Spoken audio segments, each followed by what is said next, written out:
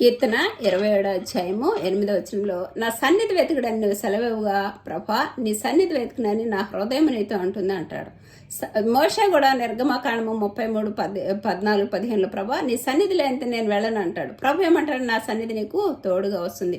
స్నేహితునితో మాట్లాడినట్టు మోషేతో ముఖాముఖిగా మాట్లాడాడు ప్రభు. సన్నిధి అంటే ప్రభు కనపడతారు, మాట్లాడతారు, తన చిత్తాన్ని హృదయంలో నింపి కార్యాలు చేపలుపరుస్తారు. దావీదు మహారాజు కూడా ఏమంటాడంటే, మన దేవుడైన యెహోవా మనల్ని కరుణించేంతవరకు మన కన్నులు ఆయన తట్టు చూస్తున్నాయి. ఎప్పుడు కనిపెట్టాడో గొల్లియాతును ఎలా సంహరించాలో చెప్పినప్పుడు గొల్లియాతును చంపాడు.